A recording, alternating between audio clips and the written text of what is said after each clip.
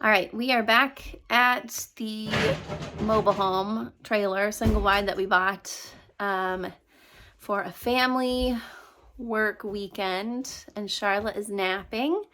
So I thought I'd just take a quick moment to document what we're doing. It's really hard to document as we go, just because there's so much to do. But I'll just do a quick recap of like what we've done in our last 2 visits. Jared did a lot in the first visit, which he did solo. And there's still a lot to do. There will be a lot to do forever, I think. Forever.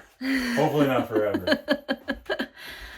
So yeah, we're in the main bedroom now, which will be our bedroom. I'm gonna turn the camera around and show you what Jared's been up to. Okay, so what have you done in here, Jared? Well, I've deleted a closet that was there. Started ripping into this awesome paneling we got. Trying not to electrocute myself.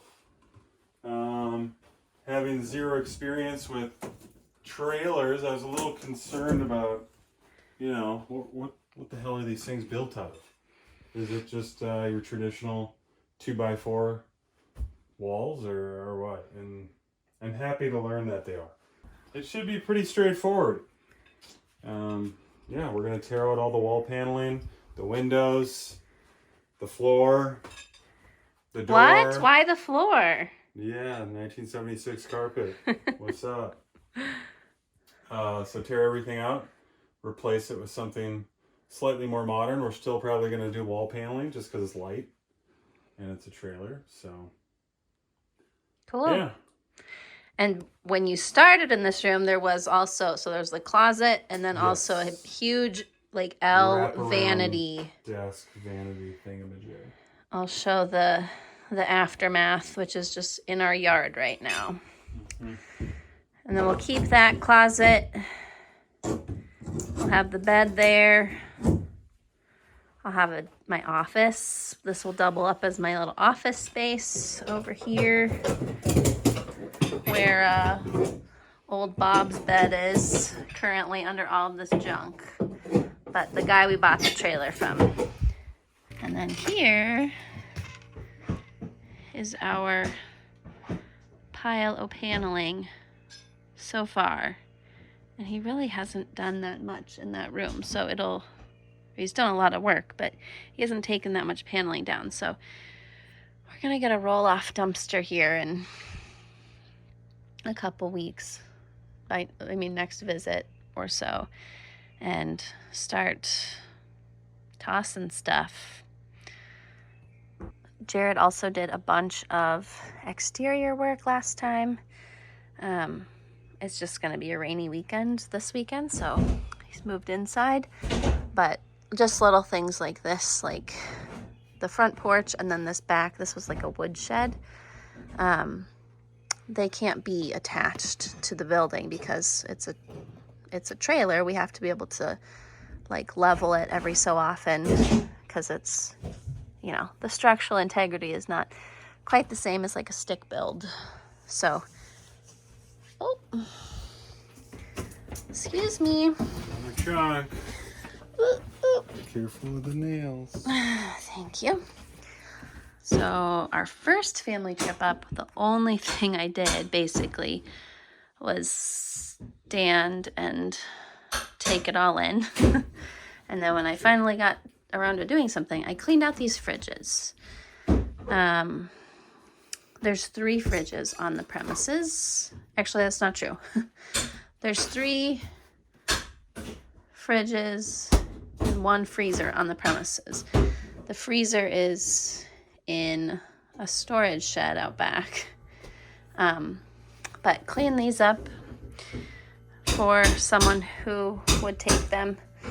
And just like kind of scrubbed down the gunk that was on this awesome linoleum. Here's some 2x4s that Jared's salvaging. Heidi is super tired from all of the hard work she's been doing. It's just kind of a lazy day for her, you know. The fire's going, It's raining outside. There's not a lot of action, so she hasn't like seen anyone besides us. No cars to chase. So she's just lazing about in the kitchen.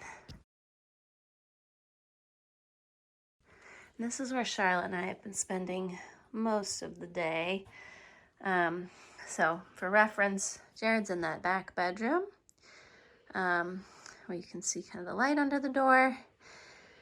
And then Charlotte and I have been busy out here. I mean, she just, I don't know, she eats and plays with paper and plays with her stuffed animals. And I have been slowly working my way around the kitchen to like clear out stuff, again, that people might want. But yeah, been slowly working my way. So this is our one little tidy corner, tidy area, which we have both agreed we would like to make into a coffee bar eventually. For now, it's just holding our, you know, the few food items that we bring up when we come for a couple days at a time.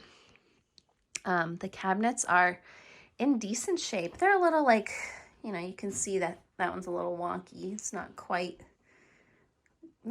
level as far as the doors, but really they're in decent shape. They're just really filthy. Like you can see, here's one I haven't cleaned yet, versus like I just cleaned that one. So they're really grimy. Yeah, there has never been running water in here. I mean, at least in the trailer as it has been here, which has been since 2001, but obviously it's like a 1970s trailer.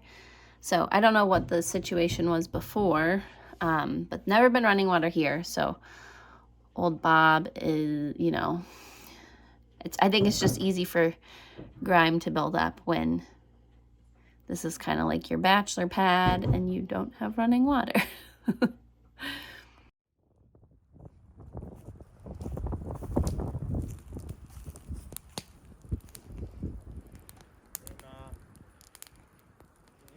Hi. You waving, Mom?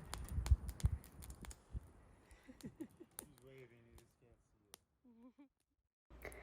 We're back at the home base outside of the cities, and as I started to put together the video, I just wanted to add a little setup. But in short, old Bob, as I keep referring to him, the gentleman from whom we bought the trailer, is just quite a character, and we're learning more and more about him, both from the neighbors, and just also how he, you know, does things around the trailer, how he did things around the trailer. So it's always fun to see. You know, I just feel like we have a little extra insight into who he was as a person, just by being in this space that was his and that was so beloved by him. So I'll show you a few, we'll just call them Bobisms. And yeah, it's just really endearing, and we're really honored to carry on Bob's legacy in this space, even though we're changing a lot. It's just nice to feel a connection to this person. And we've talked to Bob on the phone.